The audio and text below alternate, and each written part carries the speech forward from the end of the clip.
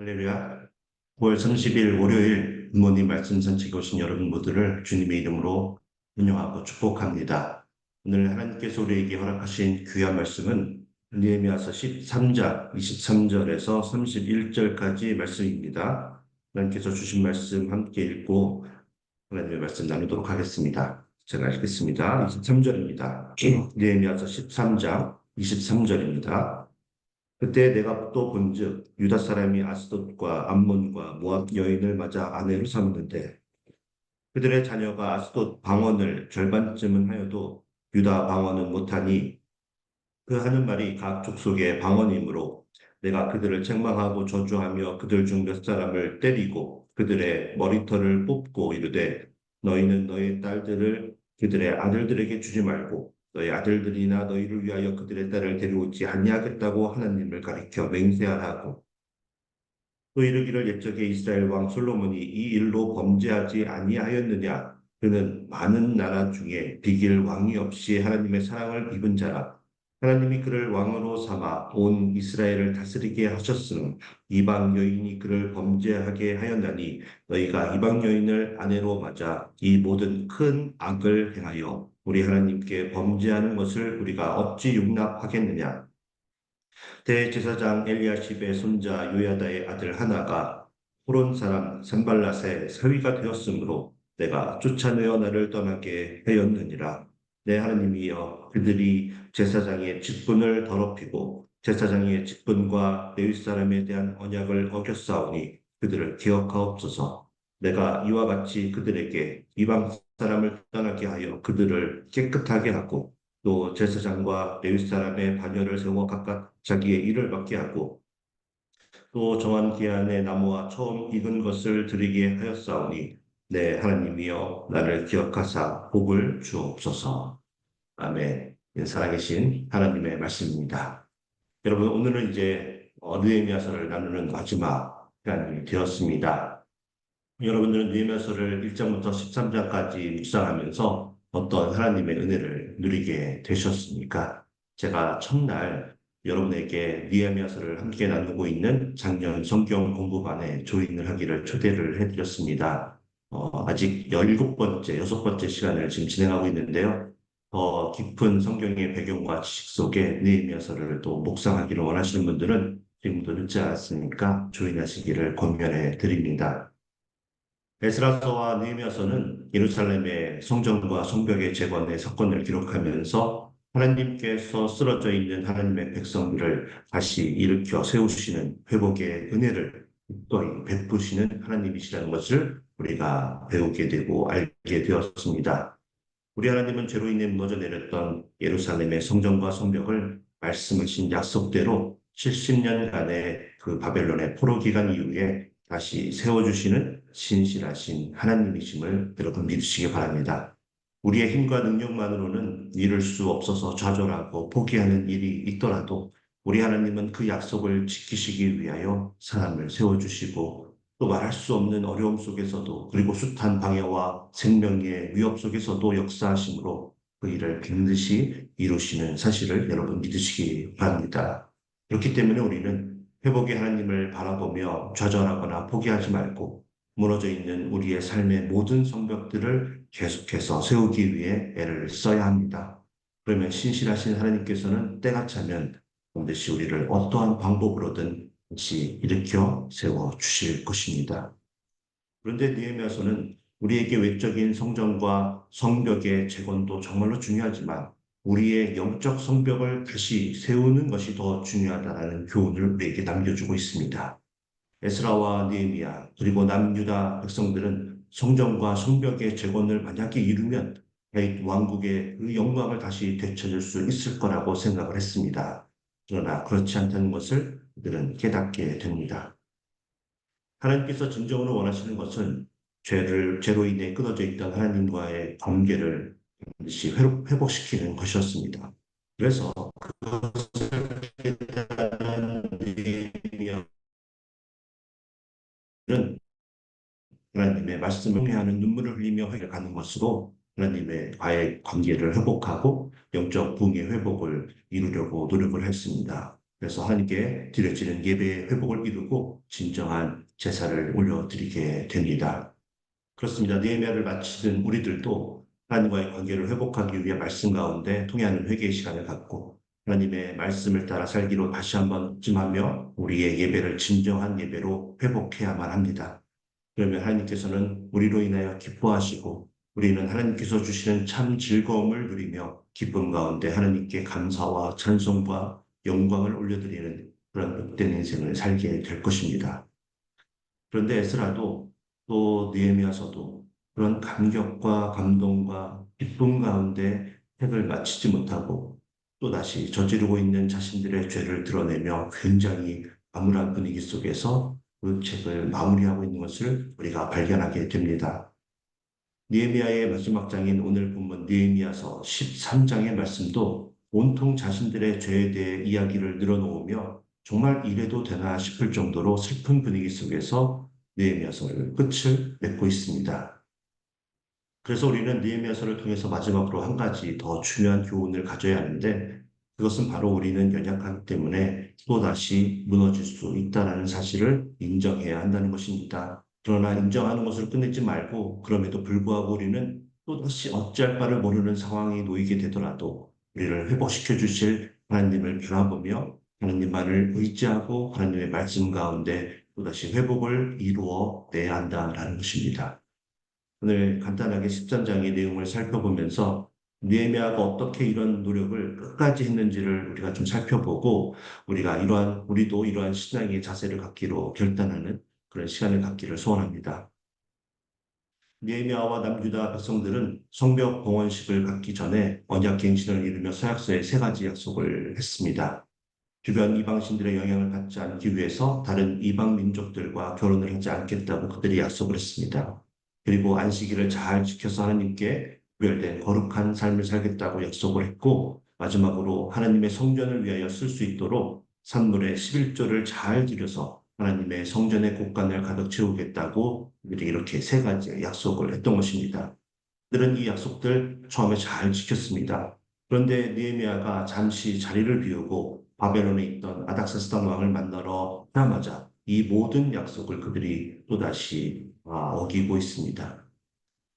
13장 7절에 보니까 하나님의 성전이 거룩하게 구별이 되어야 하는데 대제사장이었던 엘리야십이 성벽 재건을 방해했던 도비아를 위해서 큰 방을 만들어서 성전 안에 있던 그 방에 그 도비아를 내어주는 그런 죄악을 저지릅니다.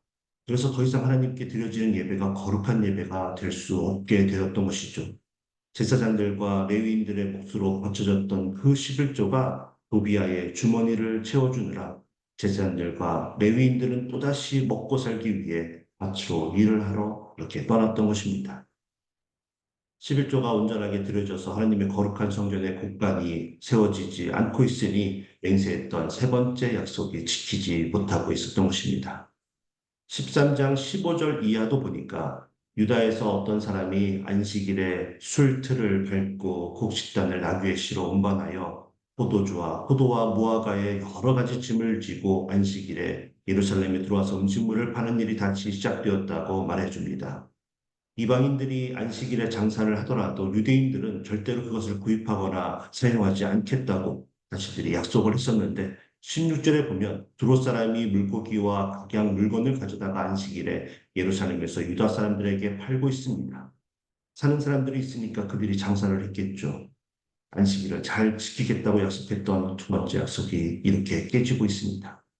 그런가 하면 마지막으로 13장 23절을 보면 유다 사람이 이방인이었던 아스돗과 암몬과 모압의 여인을 맞아 아내로 삼는 일이 또다시 일어나기 시작합니다. 심지어는 대제사장 엘리야십의 손자가 호론 사람 산발랏의 딸과 결혼을 한 일이 있었다고 18절에서 말해줍니다.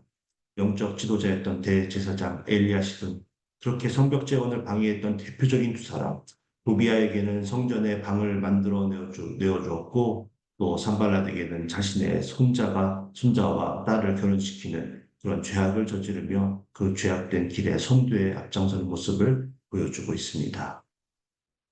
여러분 어떤 생각이 드십니까? 정말 너무하다라는 생각이 드시나요? 그렇게 눈물을 흘리며 성벽 공헌 예배를 감사와 찬성으로 감격 속에 기쁨으로 잘 올려드린 지 이제 12년밖에 지나지 않았는데 벌써 이렇게 변하는 것을 보면서 조금 거친 표현이긴 하지만 정말 지긋지긋하다라는 그런 생각이 드시네요. 그런데 우리 자신을 들여다보면 우리가 정말로 당당하게 그들에게 정말 지긋지긋하다라고 말할 수 있느냐는 겁니다. 우리도 주일 예배를 통해 큰 은혜를 받고 기쁨으로 예배를 드리지만 12년은 고작하고 예배의 자리를 뜨는 순간부터 또다시 무너져 내리는 모습이 우리에게도 있지 않냐는 것입니다. 그래서 우리들도 오늘 죄로 고백하며 씁쓸하게 마무리되고 있는 느헤미야의 13장을 우리가 묵상하면서 느헤미야처럼 끝까지 더 열심히 죄와 싸우며 거룩한 삶을 살겠다고 결단하는 시간을 우리가 좀 갖기를 원합니다. 느헤미야가 예루살렘으로 돌아와서 그간 일어났던 이 참담한 그런 광경들을 보면서 그가 얼마나 속상했을까요? 모든 것을 그냥 포기하고 싶었을지도 모릅니다. 그런데 그는 포기하지 않고 또다시 영적 성과 회복을 위해 애를 쓰기 시작합니다. 우리도 죄 때문에 또 무너지게 되면 그런 우리의 연약한 모습을 보면서 나 포기해버리고 싶을 수도 있겠지만 우리는 또다시 영적 각성을 위해서 회복을 위해서 애를 써야 한다는 것입니다. 느헤미야서 전체에서 보여주었던 느헤미야의 모습은 화를 먼저 내지 않았습니다. 항상 기도하고 깊게 생각하며 평정심을 유지하면서 일을 처리했었습니다. 그런데 그런 느헤미야가 8절을 보니까 도비아의 방에 있던 모든 물건들을 방 밖으로 집어 던져버립니다. 안식일에도 물고기와 같은 귀한 그런 반찬을 먹으려고 이방인 장사꾼들을 예루살렘 성안으로 끌어들이고 있었던 그 귀족들을 17절에 보니까 속에 꾸짖습니다. 그리고 19절 이하에 보니까 안식일 전날 어두워질 때 성의 모든 문을 다 닫아버립니다. 그리고 안식일이 지나기 전까지 그 문을 절대 열지 않습니다. 어떤 장사꾼들도 성 안에 들이지 않겠다라는 의지를 강하게 그가 보여준 것입니다. 그리고 25절에 보니까 이방 여인과 결혼을 한 사람들을 책망하고 거두까지 합니다. 그들 중 몇 사람을 본을 보이기 위해서 때리기까지 하고 심지어는 그들의 머리털을 뽑는 화를 내는 모습을 그가 보여줍니다. 그리고 28절에 보면 호른 사람 산발랏의 딸과 결혼을 시킨 엘리야십의 아들 요야다와 손자를 쫓아내는 그런 결단의 모습을 그가 보여주더라는 것입니다.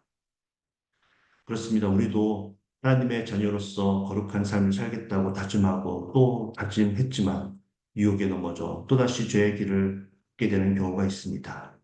그러면 우리들도 반드시 다시 일어나 죄와 싸워야 한다는 것입니다.